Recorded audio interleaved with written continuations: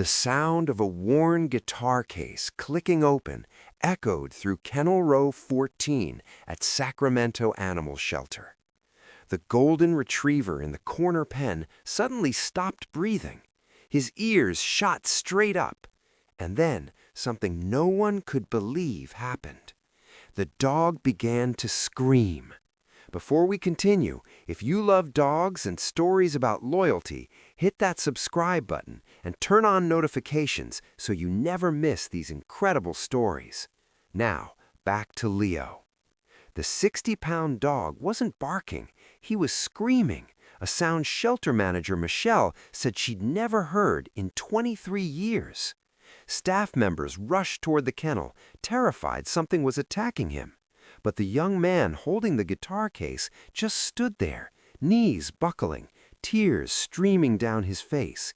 He knew exactly what was about to happen, because 8 years ago, he and this dog had been everything to each other. This is the story of how 3 guitar chords held the key to a mystery no one could solve. How the person who'd been leaving food at Kennel 14 every single night wasn't who anyone expected, and how a faded red bandana with 3 letters stitched into the corner would reveal a promise that was never broken. Leo arrived at Sacramento Animal Shelter on October 3, 2024 at 6:47 in the morning. No microchip, no collar. Just a faded red bandana tied loosely around his neck with 3 letters stitched into the corner. R-Y-N. Animal Control had found him wandering near the old Veterans Hospital on Broadway. Thin, matted fur, paw pads cracked and bleeding like he'd been walking for miles. The intake officer noted something strange in her report. Dog appears to be searching for something. Keeps returning to the front entrance, won't eat. Michelle, the shelter manager, had seen thousands of dogs come through these doors in 23 years, but something about Leo made her stop. The way he sat perfectly still, facing the kennel door. The way his ears would perk up every single time footsteps approached. The way his tail would start to wag, then stop when he saw it wasn't who he was waiting for. He's waiting for someone, Michelle told her staff. He's been trained to wait. They tried everything to get him to eat. Premium food, wet food, even rotisserie chicken. Leo would sniff it, look at the door, then lay back down. 3 days passed. Leo barely touched his water. On day 4, a young volunteer named Marcus tried something different. He sat outside Leo's kennel and just talked. About his day, about nothing, about everything. And for the first time, Leo's ears moved toward the sound. Marcus noticed something else. Every day at exactly 6:15 a.m. and 6:15 p.m., Leo would stand up, walk to the kennel door, and sit at perfect attention for exactly 3 minutes. Then he'd return to his corner, curl up, and the light in his eyes would dim a little more. It's like he's reporting for duty, Marcus said. But that wasn't the strangest thing about Leo's routine. The morning sun would hit Kennel 14 around 5:45 a.m., painting golden stripes across the concrete floor. Leo would wake exactly 30 minutes later. He'd stretch, front paws forward, back arched, the way healthy dogs do. Then he'd walk to his water bowl, take exactly 4 laps, and return to the door. 6:15 a.m. every single day. Michelle started documenting it. She'd arrive early with her coffee, position herself where Leo couldn't see her, and watch. The transformation was heartbreaking. At 6:14, Leo would pace. His breathing would quicken. His tail would rise slightly, not wagging yet, but ready. Then 6:15 would hit. Leo would sit, back straight, head up, eyes locked on that kennel door like it was the only thing in the world that mattered. For 3 minutes, he was a different dog, alert, hopeful, alive. Then 6:18 would come, and whoever he was waiting for hadn't arrived, and you could watch his heart break in real time. The evening routine was identical. 6:15 p.m., 3 minutes, the same hope, the same devastation. It's muscle memory, the shelter's behavioral specialist explained. Someone trained him to expect them at specific times. This dog had a routine with someone he loved. But the specialist couldn't explain what happened on day 7. A delivery truck pulled up outside the shelter around 2 p.m. Normal, routine. The driver wore a brown uniform, carried packages, nothing unusual. Except Leo went absolutely insane. He threw himself against the kennel door, barking, whining, scratching, his entire body shaking with desperation. Staff rushed over, terrified he'd hurt himself. Michelle ran outside, stopped the driver. "Do you know this dog? Have you seen him before?" The driver looked confused. "No, ma'am, never seen him in my life." But Leo didn't calm down until that brown uniform was completely out of sight. Then they noticed the one detail nobody could explain. Michelle pulled the bandana from Leo's intake belongings. She'd logged it, photographed it, but hadn't really examined it. Now she spread it under the office lamp. The letters RYN were hand-stitched, the thread slightly uneven, like someone had sewn them with more love than skill. But there was something else, faded, almost invisible unless you knew to look. Michelle grabbed a magnifying glass. Her breath caught. Numbers. Tiny numbers stitched beneath the letters in thread that had nearly washed away completely. 09.15.16. A date. September 15th, 2016. 8 years ago. She photographed it, posted it on the shelter's social media, asking if anyone recognized the bandana or the date. Within an hour, someone commented, "That's a deployment date format. My brother's unit shipped out 09.15.16, Afghanistan." Michelle's heart started pounding. She pulled up Leo's behavior logs again, the brown uniform, the 6:15 a.m. and p.m. times, the perfect sitting position. Military. Leo had been trained by someone in the military. She called every veterinary clinic within 50 miles, asking if they had records of a golden retriever possibly owned by military personnel around 2016. Nothing. She contacted local VFW chapters, posted in military family groups, even reached out to the Veterans Hospital where Leo had been found. 2 weeks passed. No leads. No one came forward. But every night, at exactly 11:47 p.m., something impossible kept happening. Michelle decided to check the security cameras. What she saw on the footage made her hands shake so badly she had to pause the video. A figure, small, female, moving through the shadows toward Kennel 14. She'd been coming every single night for 3 weeks. But it was what she did when she reached Leo's kennel that made Michelle realize this wasn't just a random act of kindness. This person knew Leo, and Leo knew her. Michelle watched the footage from every angle the cameras captured. The woman was young, mid-20s, wearing scrubs under a heavy jacket. She'd enter through the side gate, someone had given her the code, and walk straight to Kennel 14 like she'd done it 100 times. But she wasn't just leaving food.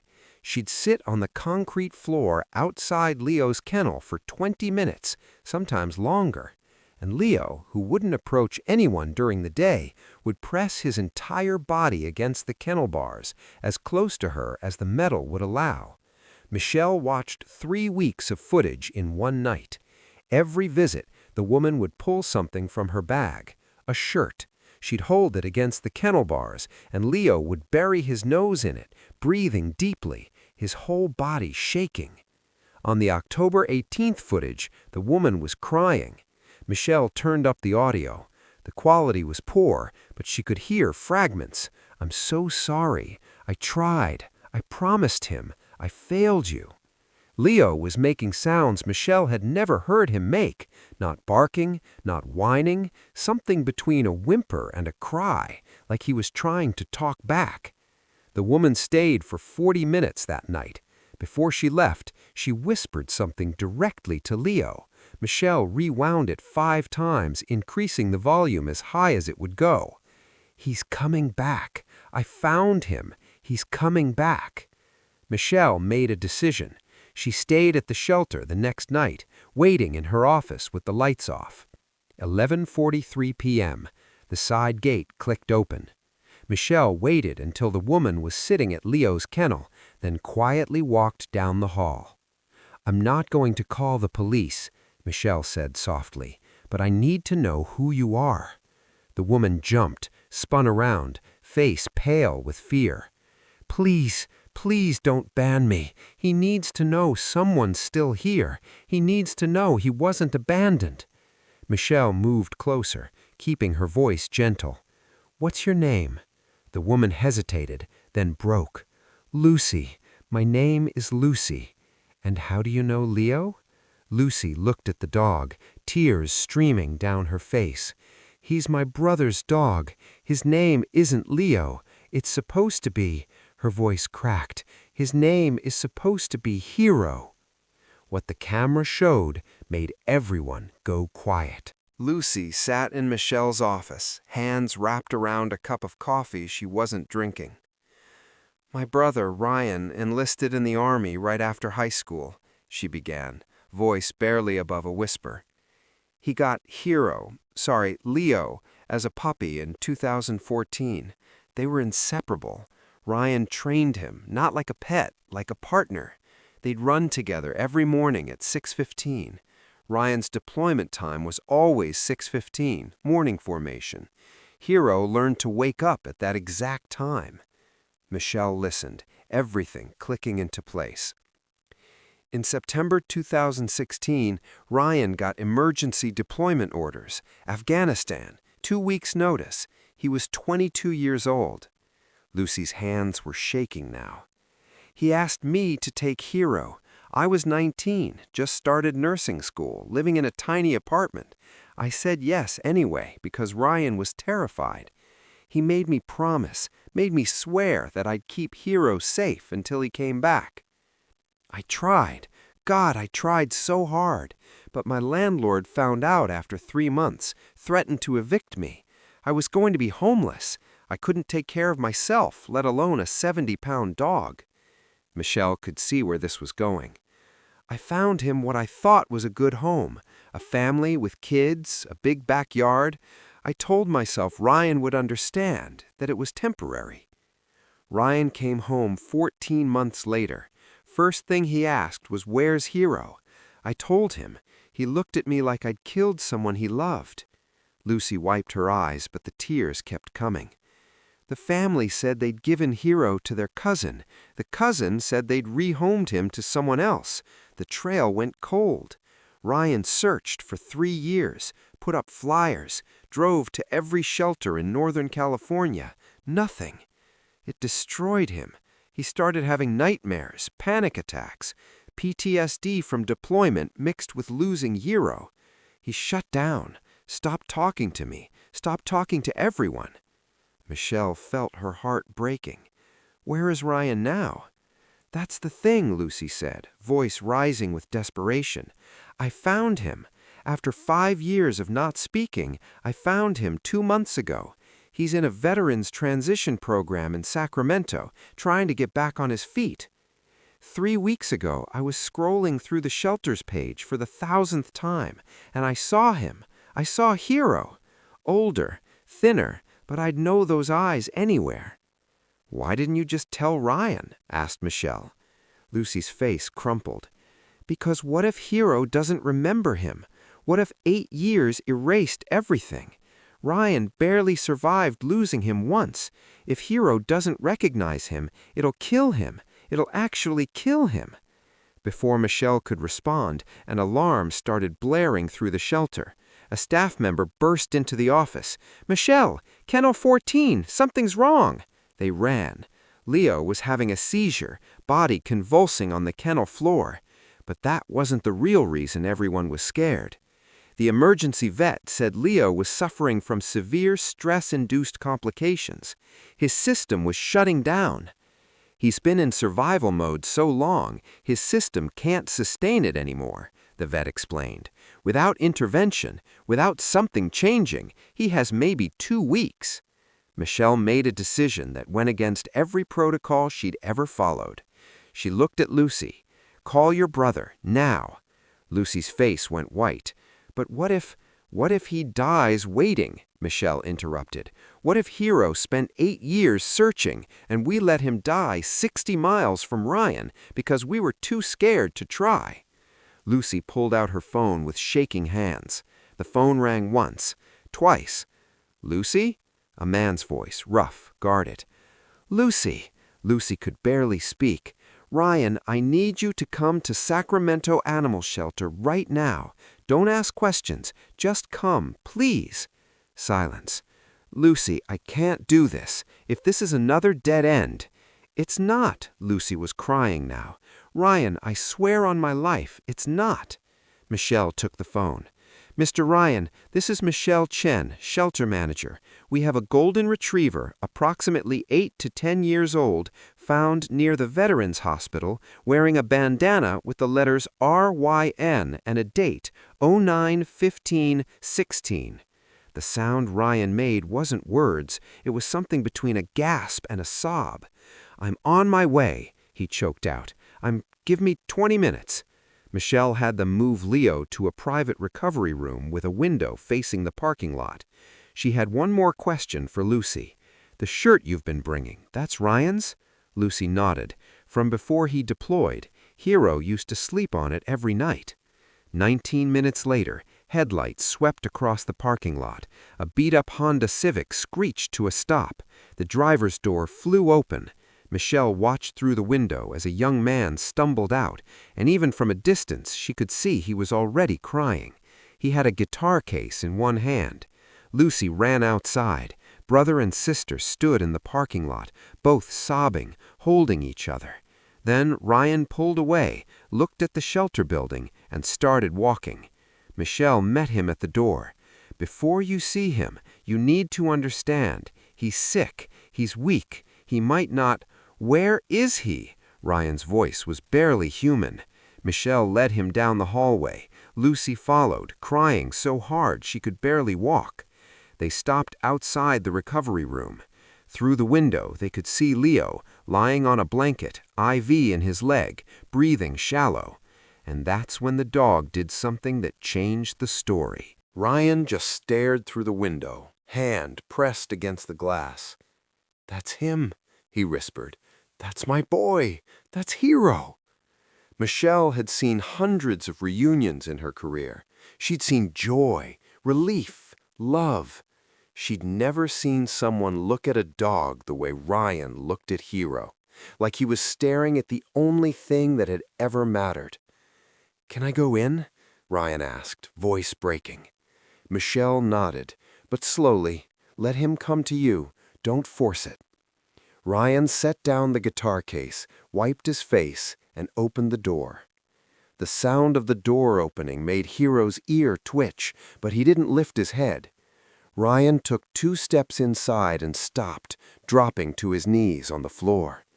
"Hero," Ryan said softly. The dog's eyes opened. "It's me, buddy. It's Ryan." Hero's head lifted slightly, ears rotating toward the voice. Ryan was shaking so hard he could barely speak. "I'm sorry I left you. I'm sorry I couldn't find you. I never stopped looking. Never." Hero stared at him, eyes unfocused, like he was seeing a ghost. "Please remember me," Ryan whispered. "Please." Michelle stood in the doorway, Lucy beside her, both of them barely breathing.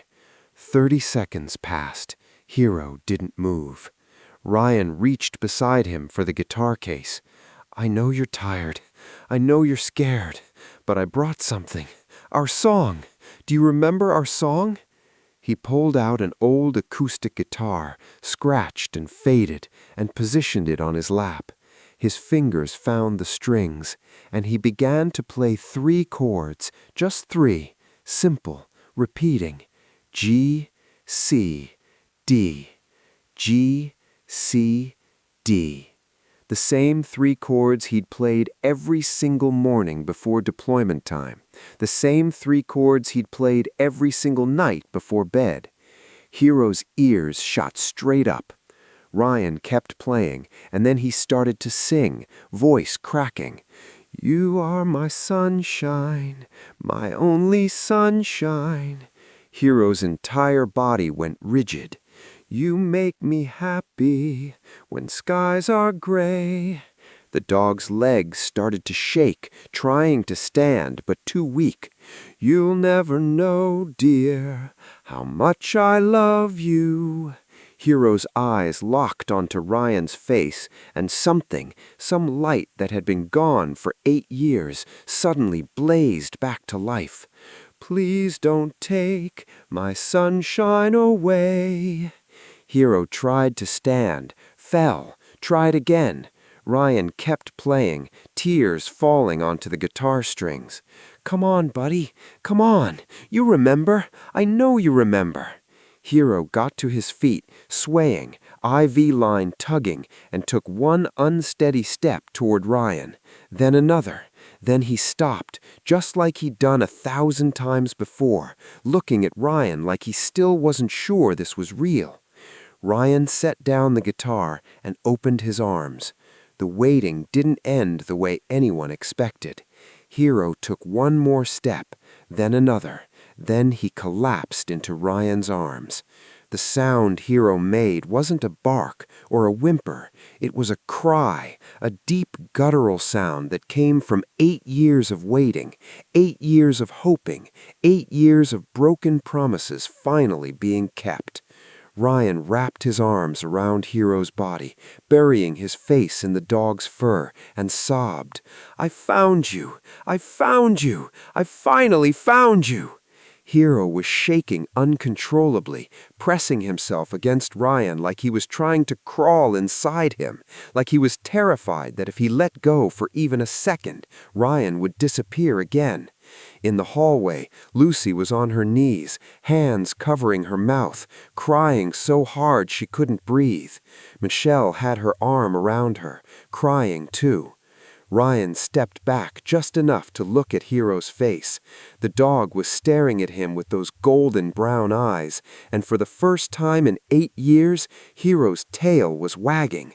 Not frantically, not desperately, just happy. Pure, simple happiness. I'm never leaving you again. Never. I swear to God, Hero, never again. Hero licked Ryan's face, his tears, his nose, every inch he could reach, like he was trying to memorize him all over again. Ryan looked up at Michelle, still holding Hero. Can I take him home? Please. Whatever the fees are, whatever I have to do, I'll do it. Just please let me take him home. Michelle smiled through her tears. There's paperwork, medical clearance, but yes, he's yours. He was always yours.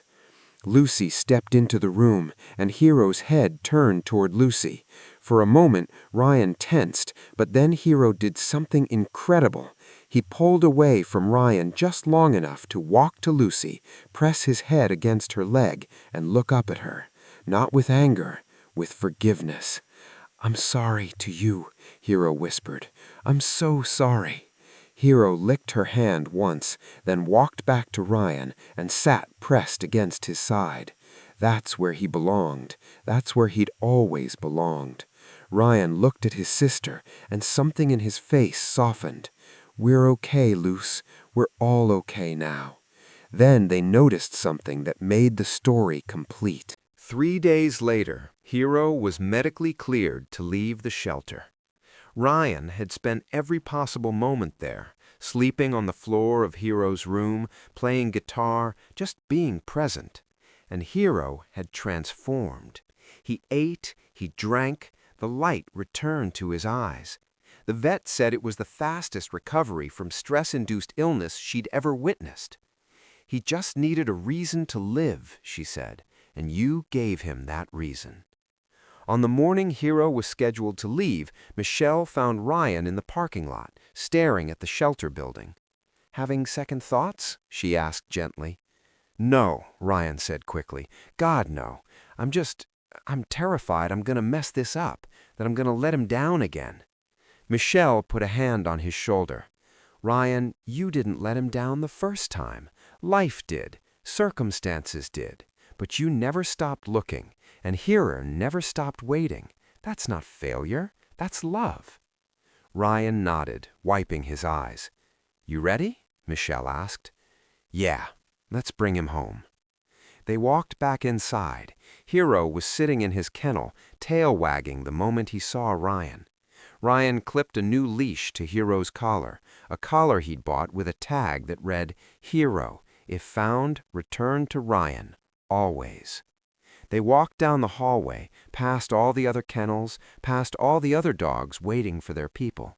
When they reached the exit door, Hero stopped.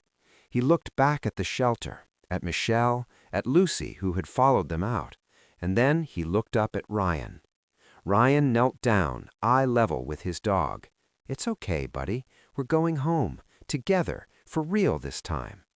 Hero hesitated for one more second. Then he stepped through the door into the sunlight, pressed against Ryan's side, and didn't look back again. The waiting was over. 2 months later, Michelle received a photo in her email. It showed Ryan and Hero in a small apartment, sunlight streaming through the windows. Hero was asleep on a dog bed, but his head was resting on Ryan's foot, even in sleep, maintaining contact. The email read, "Michelle, Hero sleeps through the night now. He still wakes up at 6:15 a.m., but now it's because we go for runs together, just like before. He doesn't wait at the door anymore. He knows I'm coming back. Lucy comes over every Sunday. Hero greets her now, tail wagging. He even brings her his toys. I think he understands she was trying to protect him. I'm back in therapy. It's helping. Having Hero has given me a reason to get better, to be better. The VA helped me get approved for a service dog certification for Hero. He's officially my PTSD support dog now. Turns out he's been taking care of me this whole time, even when we were apart. Thank you for not giving up on him. Thank you for calling me. You saved both of our lives. Ryan and Hero." Michelle printed the email and hung it in her office next to the photo of Hero on his first day at the shelter.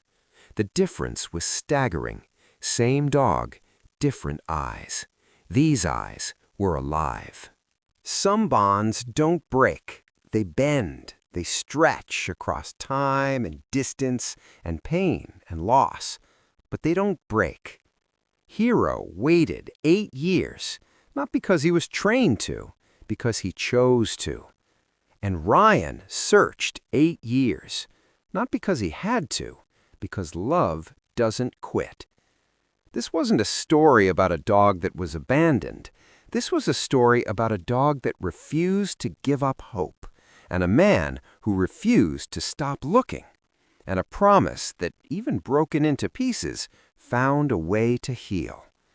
What do you think makes a bond like this so unbreakable?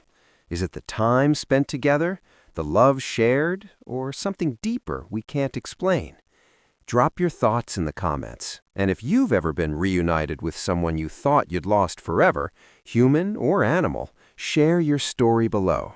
Don't forget to subscribe for more true stories about the incredible bonds between humans and animals, because some stories remind us that loyalty isn't just real, it's everything.